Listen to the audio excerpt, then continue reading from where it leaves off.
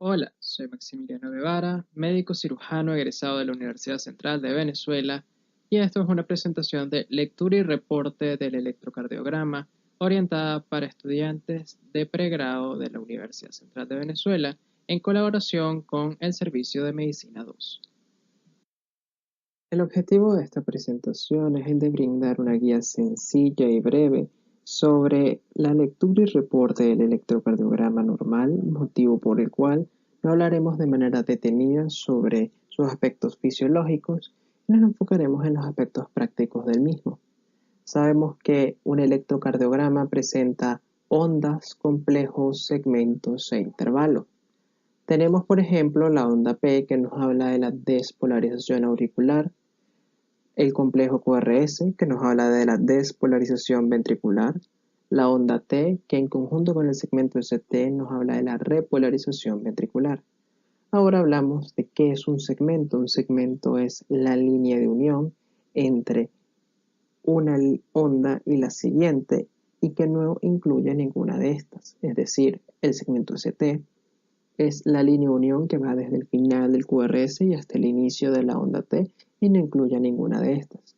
Es importante conocer el segmento ST en el caso de infarto y su diagnóstico en el electrocardiograma.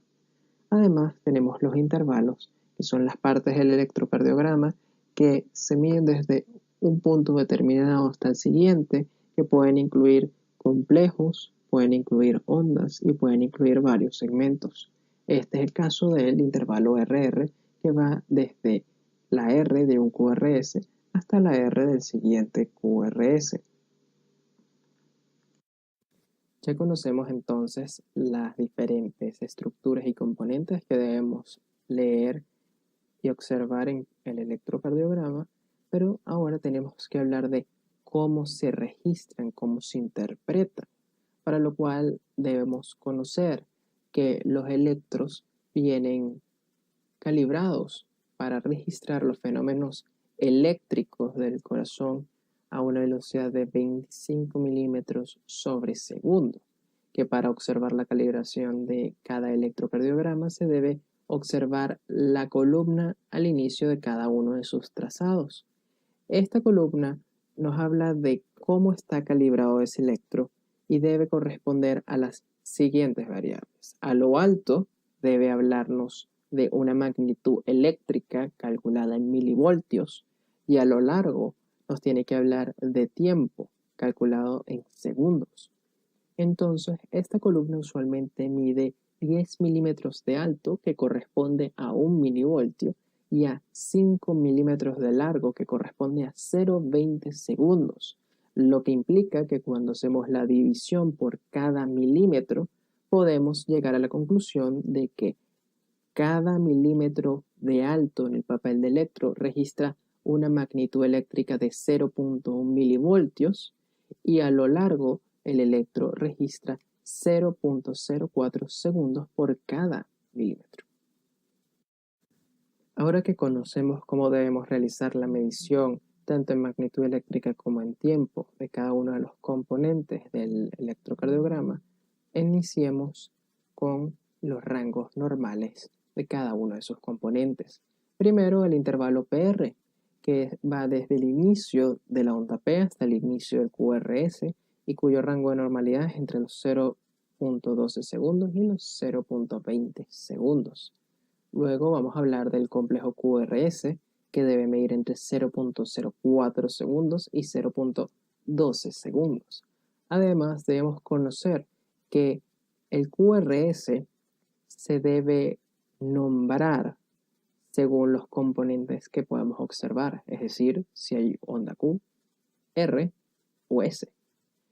Para lo cual hay unas reglas muy sencillas que se siguen para la denominación del complejo QRS, que es la onda Q, siempre debe ser la primera onda negativa, la onda R siempre es la primera onda positiva y la onda S es la onda negativa posterior a Q.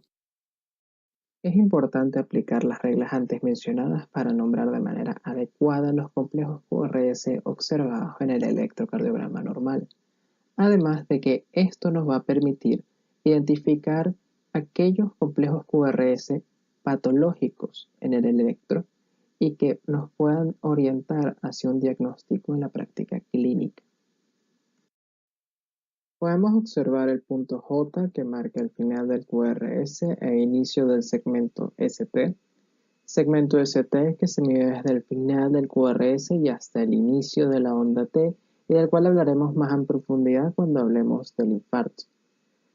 Podemos ver el intervalo QT, que va desde el inicio de la onda Q y hasta el final de la onda T, y el cual nos habla sobre la sístole eléctrica ventricular, y el cual debe ser menor a 0.42 segundos.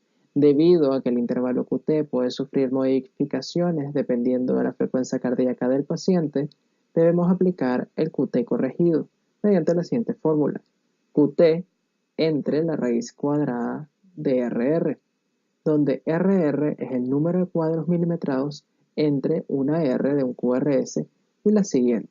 El valor del QT corregido debe ser menor a 0.45 segundos. Además, podemos calcular la frecuencia cardíaca mediante la siguiente fórmula: 1500 entre el intervalo RR.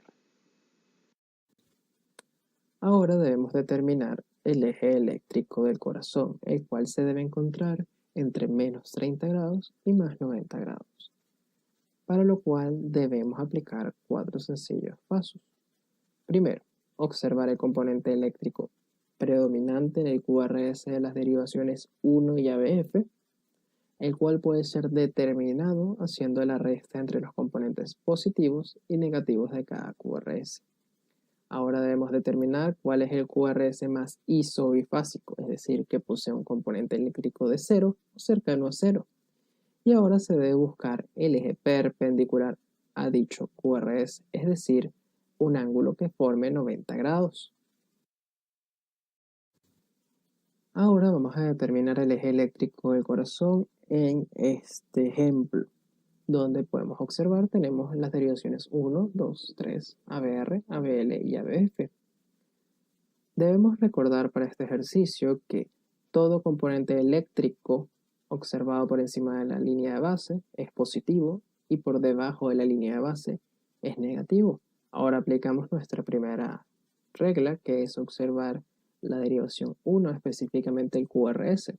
Vemos que la onda R tiene aproximadamente 7 milímetros por encima de la línea de base, entonces es un componente eléctrico positivo equivalente a 0.7 milivoltios.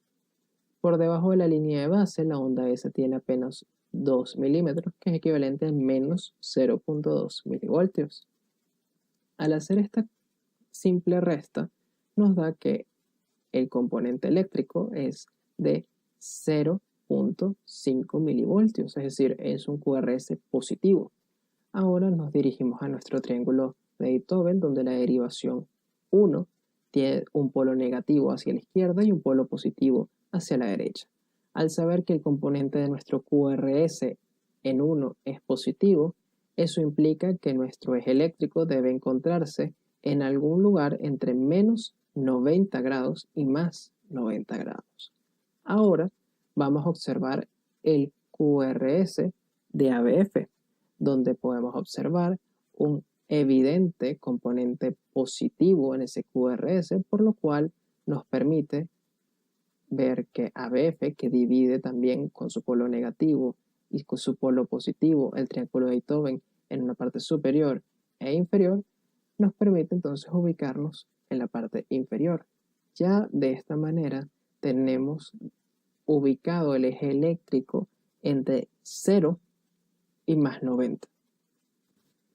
Ahora debemos ubicar el QRS más isobifásico, que por definición es aquel cuyo valor o componente eléctrico sea de 0 o lo más cercano a 0. En este caso, vemos que ABL tiene un componente de menos 1 milivoltio. Sin embargo, es el componente eléctrico más cercano a 0. Lo tomamos, vemos en nuestro triángulo de Beethoven la ubicación de ABL. Ahora aplicamos nuestra última regla, que es formar un ángulo de 90 grados, es decir, buscar la derivación perpendicular a ABL, Y eso nos va a indicar que nuestro eje eléctrico en este ejemplo es de más 60 grados.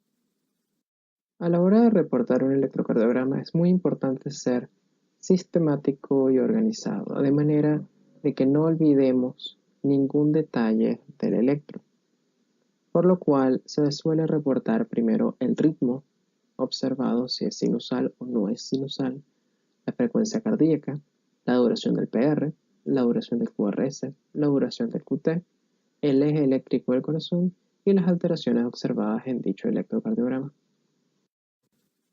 Ahora debemos determinar si el ritmo es sinusal o no sinusal, para lo cual tomaremos en cuenta tres parámetros que pueden variar según los autores que se citen. Sin embargo, estos son los tres parámetros más ampliamente utilizados para determinar si el ritmo es sinusal.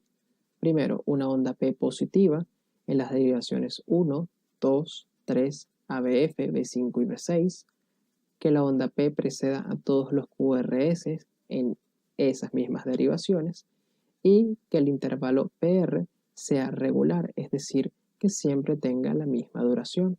Al no cumplir uno de estos criterios, ya podemos establecer que el ritmo no es sinusal.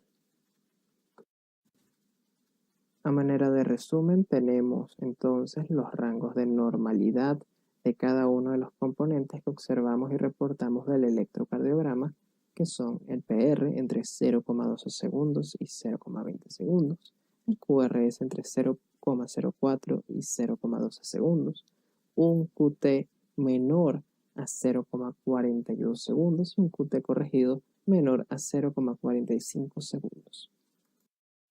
A manera de un ejemplo final, he aquí todo lo que deberíamos colocar en el reporte de nuestro electrocardiograma.